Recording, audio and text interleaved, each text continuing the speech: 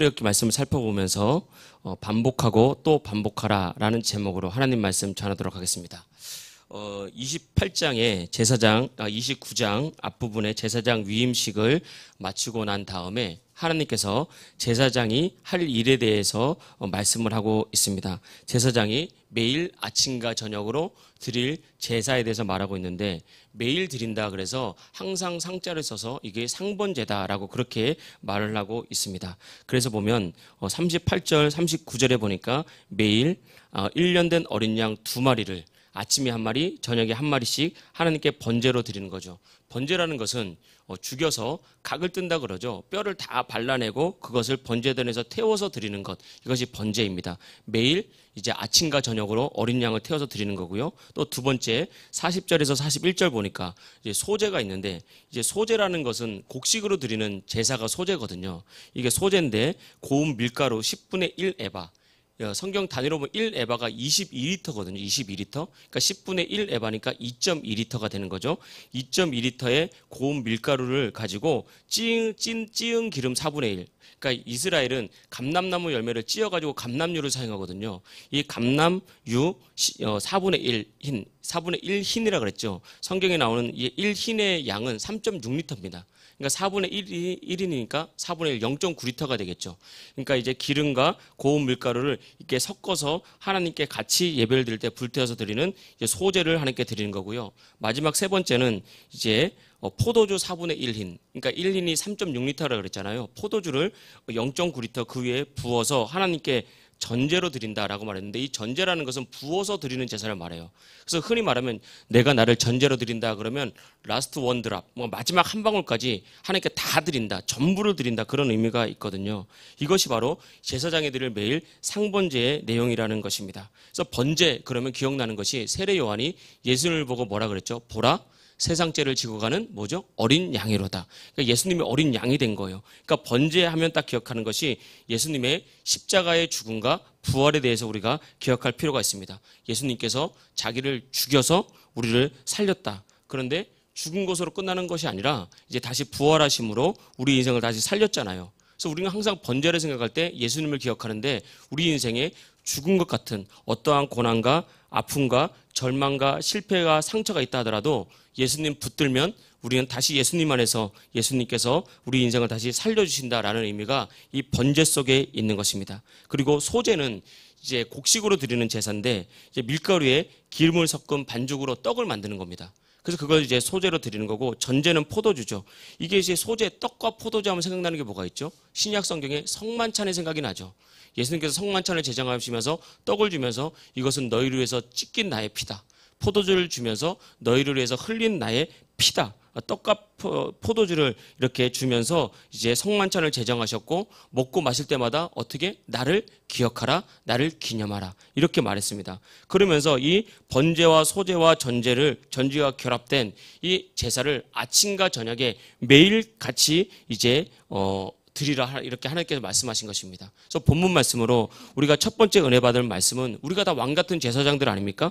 우리 하나님의 은혜를 매일 기억하고 매일 되새기라는 것입니다. 이 속에 은혜가 있는 거죠. 우리가 묵상이다 그러면 크게 두 가지 의미가 있는데, 첫 번째 묵상이라는 의미는 되새기다라는 거예요. 되새기다. 우리가 소가 위가 4개라면서요. 그래서 소는 먹으면은 첫 번째 위에서 두 번째 위로 가고, 두 번째 위에서 세 번째 위에, 세 번째 위에서 네 번째, 그러니까 되새김질하면서 다시 한번 씻고 보내면서 이렇게 소화시키면서 완전히 자기 것으로 만들잖아요. 참 신기하잖아요. 소가 육류는 먹지 않는다고요. 소가 이렇게 볕단이나 이런 것들만 먹잖아요. 보통 예전에 키울 때. 그런데 소가 어떻습니까? 살이 튼실하고 몸집이 굉장히 크지 않습니까? 그래서 위가 4개라서 소화를 잘 시키고 모든 영양분을 잘 흡수한다라고 말하잖아요. 이 묵상하는 것이 이런 거예요. 반복이란 것. 들은 말씀, 들은 은혜를 한 번 듣고 끝나고 한 번 듣고 흘리지 말고 되새김질하라는 거죠. 계속해서 생각해내면서 이 은혜에 대해서, 이 말씀에 대해서 매일 기억하고 묵상할 때 그 말씀 속에, 그 은혜 속에 포함된 하나님의 축복이 우리 속에 완전히 흡수되고 쏙쏙 들어와서 우리의 인생을 윤택하게 만들고 우리를 살린다라는 것입니다. 그래서 매일 하나님의 은혜를 기억하고 그 십자가 사랑을 매일 기억하는 것, 이것이 우리에게 굉장히 중요하다라고 그렇게 말을 하고 있습니다. 그러면서 동시에 이것이 우리에게 어떤 의미가 있냐면, 우리가 41절 한번 볼까요? 제가 읽겠습니다. 한 어린 양은 저녁 때에 들이되 아침에 한 것처럼 소재와 전제. 말씀드렸죠. 소재는 곡식으로, 전제는 붓는 거예요. 붓는 것. 이게 붓는 것. 포도주를 붓는 거죠. 전제를 그것과 함께, 그것이 뭐죠? 번제, 어린 양을 태워서는 번제와 함께 드려 향기로운 냄새가 되게 하여 여호와 앞에 화제로 삼을지니. 이 화제는 아름다운 향기를 올려드리는 거예요. 이것들을 다 같이 태울 때 이제 향기가, 그러니까 연기가 올라가잖아요. 그것이 하나님께서 받으시는 향기로운 냄새다라고 해서 이걸 화제로 삼는다라고 그렇게 말하고 있는 것입니다. 이것이 화제라 주님께서 받으실 만한 거라는 거예요. 우리가 매일 말씀을 기억하고 되새김질하면서 그 말씀에 속에 속한 은혜, 나에게 베푸신 그 은혜, 감사의 제목들을 우리 속에서 계속해서 새길 때 하나님께서 그것을 보고 향기롭게 받으신다는 거죠. 이것이 우리가 가져야 될 첫 번째 신앙이라는 것입니다. 그래서 제사장들에게 이 상번제를 아침과 저녁 매일 드리라라고 말씀하셨잖아요. 이것은 다시 말하면 하나님의 사랑과 은혜로만 다시 살 수 있다. 하나님의 사랑과 은혜가 없으면 안 된다. 그 은혜로만 다시 살 수 있다라고 말을 하고 있는 것입니다. 이것이 신약과 연결되면 성경이 이렇게 말했죠. 누구든지 주의 이름을 부르는 자는 구원을 얻으리로다. 그러니까 이 예수님의 능력과 은혜를 알고 계속해서 떠올리면서 주의 이름을 부르고 예수님 나 도와주십시오. 나 예수님의 은혜에 감사합니다. 그 십자가 사랑을 잊지 않겠습니다. 그 십자가 사랑이 나를 살렸습니다. 계속해서 예수의 이름을 부르고 떠올리고 감사하고 그 은혜를 되새길 때 구원받은 백성들은 어떤 절망적인 상황과 형편에서도 살아날 길이 있다. 예수 이름에 능력이 있다라고 말하는 것입니다. 그래서 우리에게 말씀하고 있는 거죠. 너 절망적인 상황이냐? 눈을 들어 예수님을 봐라. 어렵고 힘드냐? 날마다 살아나기 위해서 예수님을 바라보라. 그 예수님의 이름을 부르고 날마다 그 이름에 가까이 가면 그 이름이 너를 구원한다라는 말씀이 이 말씀 속에서 포함되어 있는 것입니다. 그래서 여러분 절망 가운데 우리가 구원받는 방법이 무엇인지 아십니까? 예수님을 불러야 되는 거예요. 예수님, 이 상황 속에서 나를 건져 주십시오. 그때 건져 주시는 것입니다. 우리가 믿고 있는 이름을 그냥 마음속에만 품지 말고 다시 되새기고 그 이름을 부를 때 구원의 역사가 나타나는 거예요. 이렇게 구원의 역사는 쉬운 겁니다. 우리가 뭔가를 대단한 걸 해서 구원의 역사와 살리는 역사가 나타나는 것이 아니라 그 이름의 능력, 십자가의 은혜, 십자가의 사랑을 기억하고 예수님이 나의 구원자라는 사실을 알고 예수님을 기억하여 날마다 그 이름을 부를 때 구원의 역사가 나타나게 되는 것입니다. 그래서 번제는 예수님을 상징한다 그랬죠. 소제와 전제는 성만찬을 통해서 예수님을 기억하라라고 했잖아요. 그러니까 이 번제와 소제와 전제 합친 것, 이 상번제의 의미는 무엇입니까? 예수님을 날마다 기억해라. 예수님 외에는 다른 길이 없다. 그리고 예수님을 기억하고 또 기억하고 또 기억하고 또 더 나아가서 이 예수님을 전하라. 이것이 바로 상번제와 소제의 의미입니다. 그럼 그 결과 어떤 일이 우리 삶에 나타나냐? 45절입니다. 내가 이스라엘 자손 중에 거하여 그들의 하나님이 되리니. 그러니까 하나님이 우리 안에 거하면서 우리의 하나님이 된다는 거예요. 이게 무슨 말입니까? 전능하신 하나님이 내가 너를 돕겠다 이런 의미 아니겠습니까? 46절 그들은 내가 그들의 하나님 여호와로서 그들 중에 거하려고 그들을 애굽 땅에서 인도해낸 줄 알리라. 나는 그들의 하나님 여호와니라. 아멘. 하나님께서 애국과 같은 절망에서 우리를 건질 것이다. 문제 가운데서 우리를 건질 것이다. 살릴 것이다. 회복시킬 것이다. 이렇게 말씀하고 있는 것입니다. 바라기는 우리가 날마다 그 십자가 사랑을 단 일회적인 한 번의 사건으로 끝나지 말고 내게 베푸신 은혜를 한 번 베푸신 은혜로 끝나지 말고 한 번 들은 말씀으로 끝나지 말고 계속해서 기억하고 되새김질하고 우리 삶 속에 떠올리고 예수 이름 부르면서 살아나는 놀라운 은혜와 역사를 경험할 수 있기를 주의 이름으로 축복합니다. 두 번째는 반복의 힘을 붙들라는 거예요. 반복에는 힘이 있다. 매일 아침과 저녁 양을 잡아서 번제를 드리고 또 소제와 전제로 밀가루로 떡을 만들고 포도주를 붓고 이렇게 아침과 저녁으로 제사를 드리라고 했잖아요. 이 제사가 보통 제사가 아닙니다. 시간이 얼마나 많이 들겠습니까? 양을 잡아가지고 다 씻고 각을 떠서 내장과 그런 것들 다 불태우고 버려버리고 그리고 양을 태워서 올려야 되는 거예요. 그리고 떡을 만들고 이렇게 막 계속해서 일을 해야 되는 거거든요. 그러니까 1년으로 계산해 보면 1년 동안 양이 730마리 그리고 밀가루가 1.6톤 양이 엄청 많겠죠. 그리고 기름이 668리터 이렇게 되는 것입니다. 포도주도 668리터 이걸 갖다 붓는다고 생각해 보십시오. 그거 태워서 없앤다고 생각해 보십시오. 인간적인 생각이 먼저 들어요. 예수님께서 많은 사람들과 식사를 할 때 한 막달라 마리아가 예수님의 머리에 향료를 부었잖아요. 그것을 보던 많은 사람들이 뭐라 그랬죠? 왜 이 기름을 허비하느냐, 낭비하느냐. 이 기울은 팔아다가 가난한 자를 도우면 얼마나 많이 도울 수 있겠냐. 이렇게 얘기했다고요. 양이 한 마리가 얼마냐 봤더니 우리나라는 양을 이렇게 주식으로 먹는 나라가 아니잖아요. 그러니까 염소 같은 거 보면 흑염소가 보통 한 마리가 40kg에서 60kg가 된다 그러는데 1년이 돼서 어른이 되는 이제 흑염소가 보통 한 마리에 100만 원에서 150만 원 한답니다. 흑염소가. 양도 비슷하게 보자면 매일 두 마리요, 매일 두 마리. 그러니까 매일 200만 원에서 300만 원을 태워서 버리는 거예요. 그리고 밀가루로 떡을 만들고 또 포도주를 붓고 얼마나 인간적으로 낭비처럼 보입니까? 이게 낭비가 아니라는 것입니다. 낭비처럼 보일 수 있으나 또 어떤 사람들은 그거 두고 먹으면 가난한 자를 도우면 얼마나 도움이 되겠냐라고 말을 하지만 하나님께 이렇게 하라고 그런 거예요. 이걸로 가난한 자 돕는 거 아니야. 이거 하나님 나에게 드리는 거야. 그러면서 뭐라고 말했죠? 이건 내가 받을 화제다. 아름다운 향기다라고 말을 했어요. 왜 이렇게 큰 대가를 치르게 만들고 큰 시간을 얼마나 많은 시간이 필요하겠습니까? 또 얼마나 번거롭겠습니까? 다른 할 일도 많을 텐데 근데 왜 이걸 굳이 이렇게 하라고 그러면서 이렇게 큰 대가를 우리에게 요구하시는 겁니까? 우리 사람이라는 게 대가를 지불한 만큼 마음이 가는 거예요. 대가를 지불한 만큼. 우리가 차를 사잖아요. 근데 이제 운전 연습으로 100만 원짜리 차를 샀어요. 이 100만 원짜리 차 그냥 굴러가면 하면 돼. 누가 긁든지 신경을 안 써요. 먼지가 하든지 안 하든지. 근데 애를 쓰고 고민하다가 진짜 차를 한 대 샀어요. 그러면 차를 사면 매일 아침 살펴봅니다. 괜찮나 이렇게 작은 흠집에도 예민하게 반응해요. 왜 그렇죠? 대가가 지불됐기 때문에 그만큼 소중하게 여기는 거예요. 내가 그것을 아끼는 것입니다. 이 예배를 하나님께 드리는 예배 이렇게 보라는 거예요. 우리가 대가가 들어간 예배, 대가가 들어간 신앙생활, 이때 우리의 마음이 열리고 그 예배를 그만큼 소중하게 여기고 그 예배에 대해서 예수님에 대해서 우리 마음에 가슴에 뜨겁게 품는 그런 은혜가 넘칠 수 있기 때문에 우리에게 대가를 지불하라라고 말하고 있습니다. 우리가 이제 전쟁에 참여한 사람을 전우다라고 하잖아요. 전쟁터는 우리는 전쟁을 경험해보지 못했기 때문에 그냥 전쟁하는 데다라고 생각하지만 사실은 그렇지 않죠. 죽음이 왔다 갔다 하는 데입니다. 그래서 외상 후 스트레스 증후군 PTSD인가 그래가지고 전쟁에서 누가 옆에서 죽는 사람들을 경험하고 이런 사람들은 평생 그런 것 때문에 고통당할 정도로 이 전쟁터는 굉장히 힘들고 어려운 곳이죠.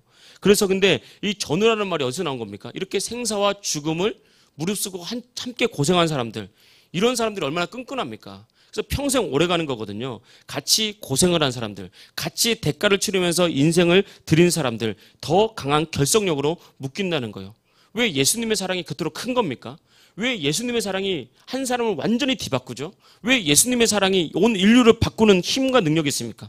자신의 목숨이라는 엄청난 대가를 지불했기 때문에 그 안에 우리가 알지 못하는 능력과 힘이 있고 그 안에 우리를 변화시키는 하나님의 은혜가 있다는 것입니다. 그래서 마태복음 6장 21절에 보니까 내 보물이 있는 그곳에는 내 뭐도 있다? 마음도 있다. 우리의 보물이 있는 그곳에 내 보물이 있는 곳에 마음이 있다는 거예요. 그러니까 마음만 있으면 되지. 그거 아닙니다. 성경 그렇게 가르치고 있지 않습니다. 내 보물이 있는 곳에 마음이 있다. 다시 말하면 내가 희생한 곳에 내 마음이 있다. 물질로 희생하던 아니면 자기 재능으로 희생하던 시간으로 희생하던 우리가 희생이 있는 그곳에 내가 대가를 치른 그곳에 우리의 마음도 같이 있다는 거예요. 소중히 여긴다라고 하는 것입니다. 그래서 신앙생활하는 것을 감안해 보면 신앙생활을 쉽게 하면요. 그 속에 능력과 힘이 나타나지가 않아요. 신앙생활을 쉽게 하면 하고 싶을 때 하고 하기 싫을 때 안 하면 편하죠. 육체는. 그러나 여기서는 능력이 나타나지 않는 것입니다. 신앙생활에 힘이 없어요. 그러나 내가 하기 싫어도 엎드려 예배드리고 내가 하기 싫어도 엎드려 기도할 때 그때 하나님의 능력이 더 크게 나타나는 거거든요. 왜 그렇습니까? 우리의 희생과 눈물과 대가가 들어갔기 때문에 그렇습니다. 그래서 하나님은 제사장들에게 너 힘들지만 아침 저녁으로 이런 상번제를 드려라. 이렇게 대가를 계속해서 치르면서 반복하다 보면 첫째는 마음이 열려서 하나님의 은혜에 대해서 깨닫게 되고 그 안에 하나님의 능력이 너희 삶에 임한다라고 그렇게 말하고 있는 것입니다. 그래서 성경에 이렇게 말한 번제, 소제, 전제 이걸 이렇게 하나님께 계속 드리라 그러잖아요. 이 성경에서 말하는 제사, 직언어 말하면 예배잖아요, 예배. 이게 연결시키면 반복된 예배가 힘이 있다는 것입니다. 예배의 본질은 하나님과의 만남이거든요.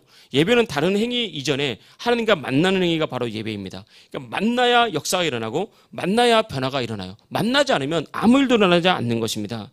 과거에 한 여성이 한 남자를 짝사랑했다 그래요. 그러니까 과거에 핸드폰도 없고 뭐도 없던 시절에 이제 편지를 써야 되는 시절에 그리고 이제 우체통도 잘 없어가지고 이제 우편 배달부한테 편지를 전해주면 이제 그 우편 배달부가 갖다 주는 그런 시대에 이 한 남자를 너무 사랑해서 짝사랑했는데 이 여자가 매일 편지 써요. 매일 3년간. 매일 편지를 써가지고 우체부한테 자신의 이제 편지를 사랑하는 남자에게 전해준 거죠. 근데 3년이 지난 다음에 이 여자가 누구하고 결혼한지 아십니까? 그 우체부하고 결혼해서 우체부하고. 왜? 우리가 영어 속담에도 있죠. out of sight, out of mind. 눈에서 멀어지면요. 마음도 결국 멀어지게 돼 있는 거예요. 매일 만나는 사람, 매일 만나다 보니까 정이 드는 거예요. 왜 좀 무슨 편지 내용도 얘기하고 내가 너무 힘들다. 그 남자는 왜 답장이 없냐. 뭐 답장 안 주더냐. 그러다가 얘기도 하고 뭐 때로 위로도 받고 그러지 말라기도 하고 그러다가 정들어 버린 거예요. 그래서 우편 배달부하고 결혼을 한 것입니다. 여러분 사랑하지만 만날 수 없는 사람보다 그냥 평범하지만 매일 만나는 사람에게 사랑이 가고 마음이 가고 힘이 생기는 거예요. 우리 속담도 있잖아요. 먼 친척보다 가까운 이웃이 낫다고. 이게 굉장히 중요한 겁니다. 그래서 여러분 예배라는 것은 신앙생활이라는 것은 만남이거든요. 만남이라니까요. 우리가 어디 가서 예수님을 만납니까? 어디 가서 하나님의 임재를 만나죠? 바로 예배의 자리에서 교회의 자리에서 반복적으로 만나는 거예요. 그래서 우리가 만날 때 하나님께서 은혜 주시고 만날 때 하나님께서 역사하시는데 여러분 우리가 항상 그러니까 예배 은혜 주실 줄 믿고 예배에 나오는 거예요. 그래서 계속해서 반복적으로 자주 그렇게 나오는 것입니다. 그때 우리에게 은혜도 열리고 우리에게 능력도 임하고 우리 삶에 하나님의 축복이 열리게 되는 것입니다. 여러분 사람은 정말 잘 바뀌지 않습니다. 예수님 믿는다고 해서 잘 바뀌질 않아요. 한번 은혜 받고 또 눈물 흘릴 수도 있고 결단할 수도 있지만 시간이 지나면 자기 자리에 돌아 있거든요. 근데 이게 어떤 면에서 당연한 결과예요. 어떻게 10년, 20년, 30년, 많게는 50년, 60년, 70년 사람이 사신 분들이 한 번 30분 말씀 듣고 1시간 예배 드리고 그것도 일주일에 한 번 어떻게 사람이 변화되는 것을 꿈꿉니까? 어떻게 하나님의 축복이 임하겠죠? 그건 불가능한 일입니다, 사실은. 사실은 이게 불가능한 거기 때문에 우리가 가능하면 더 많은 시간 예배를 자꾸 드리면서 말씀의 훈련을 받고 반복적으로 말씀을 들어야 그때 말씀이 우리 속에서 역사하기 시작한 거예요. 수십 년 동안 단단하게 만들어진 생각들, 수십 년 동안 단단하게 만들어진 삶의 방식은 한 번 은혜 받고 한 번 눈물 흘리고 한 번 결단했다고 쉽게 바뀌는 것이 아닙니다. 절대 만만한 게 아니에요. 그래서 우리가 신앙생활 할 때 자주 반복적으로 예배 드리는 것이 중요하다라고 말하는 것입니다. 주일도 예배하고 말씀 듣고 수요일도 예배하고 말씀 듣고 금요일도 예배 나와서 말씀 듣고 기도하고 반복하다 보면 그 속에서 힘이 나오는 것입니다. 29장 말씀 42절 43절 보겠습니다.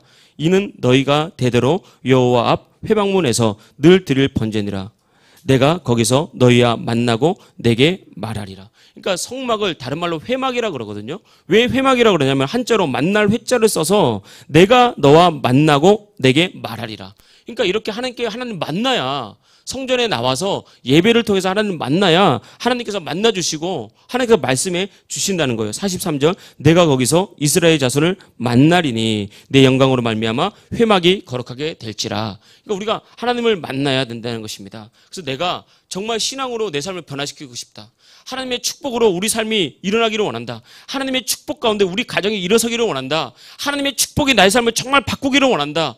나의 삶이 정말 주님의 축복 가운데 살기를 원하고 기쁨과 은혜가 넘치기를 원한다. 자주 반복적으로 주님께 예배 나와서 기도하고 하나님 만나는 이 작업이 필수적으로 필요하다는 것을 우리가 알아야 됩니다. 이게 하나의 창조 섭리되게 녹아 있습니다.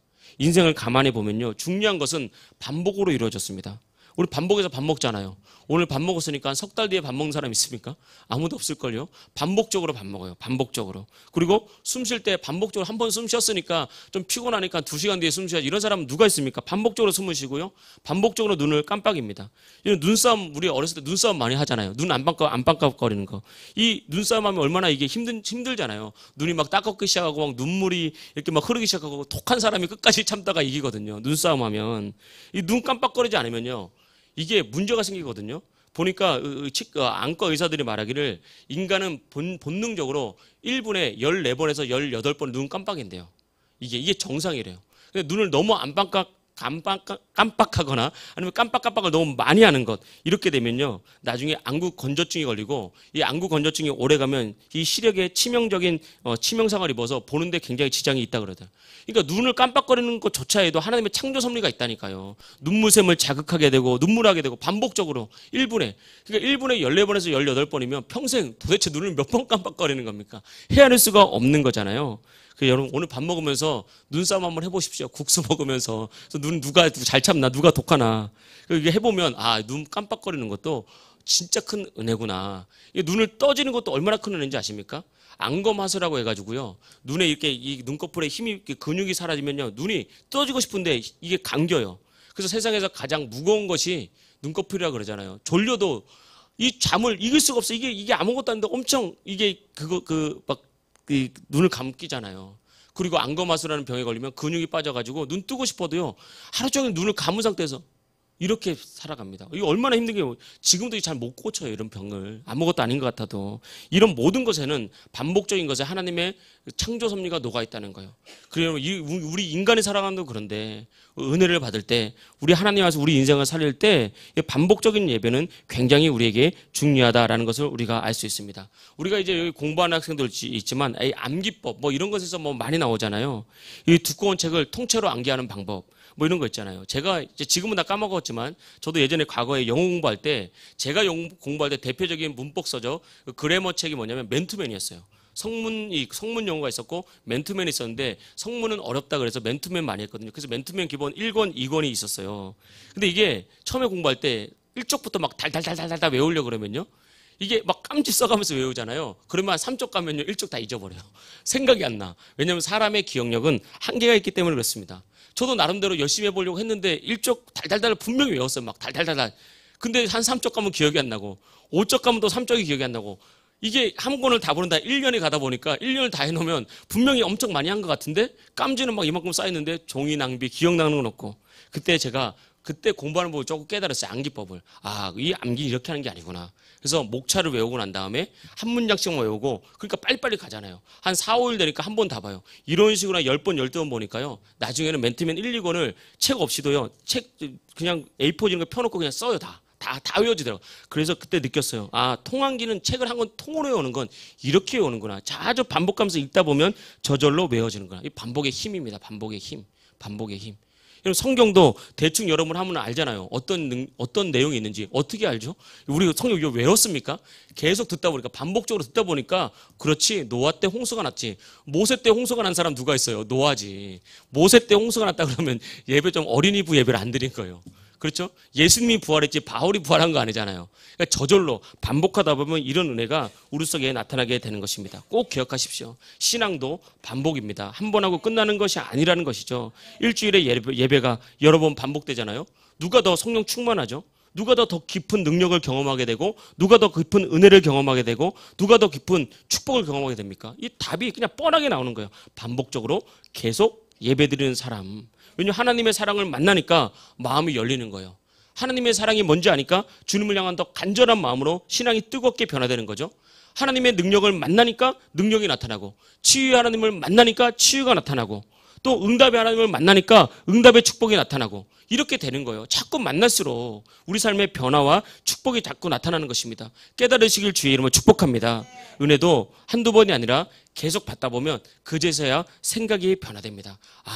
내 생각이 잘못됐구나. 말씀이 이렇게 가르치고 있는데 내 생각이 잘못됐구나. 제가 치유의 말씀을 전하면서 정말 제 생각이 변화되는데 오랜 동안 걸렸습니다.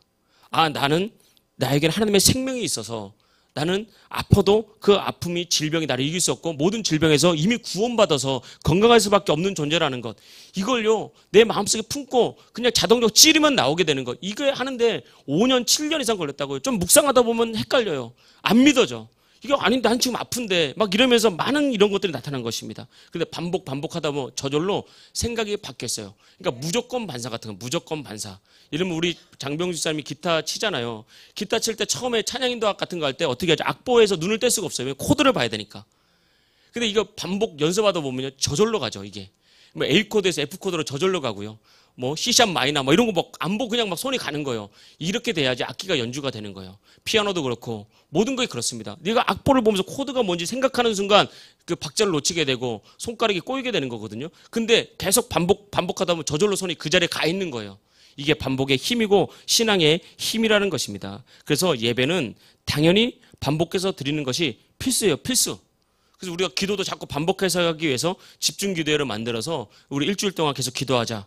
주기적으로 이번 내일부터 성경 통독하잖아요. 성경 통독하면서 이제 고린도후서까지 성경 통독하고 또 우리가 매주 반복해서 또 주간 보호센터 가서 예배도 드리고 노방전도 하고 한 번으로 끝나지 말고 계속해서 반복적으로 계속해서 전도하는 거죠. 제 교회가 또 제가 여러분을 괴롭히려고 그렇게 하는 게 아닙니다. 나아라 만들어서 또 나아라 기도해라 전도해라 그게 아니라 살리려고 하는 거예요. 그래야 사는 거고 그래야 회복되고 여러분 복된 인생으로 변화가 되는 것입니다. 여기서 마지막으로 이제 적용점에서 말해보겠습니다. 여기서 부모님의 중요한 역할이 있습니다. 특히 부모님 중에 어머니의 역할이 중요한 점이 있다고. 열왕기상 14장에 보면 솔로몬의 아들 르호보암의 일대기가 나옵니다. 그때 보면 아주 독특하게 이 르호보암 왕은 실패한 왕이고 또 하나님께 인정받지 못한 왕이거든요. 근데 르호보암에 대해서 평가할 때 반복적인 구절이 나오는데 그의 어머니의 이름은 나암하고 암몬 사람이었더라. 이걸 반복적으로 말해요.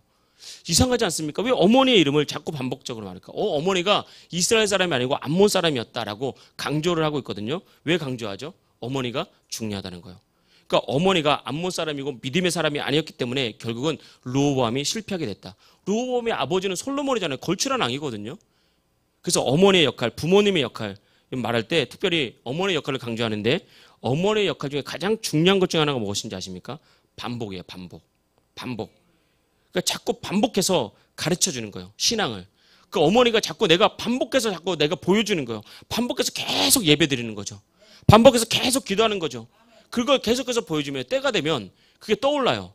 어머니의 신앙생활. 어머니가 나를 가르쳤던 것, 어머니가 내게 했던 말들이 계속해서 말해주는 거죠. 이 반복은 다른 말로 하면 습관이거든요.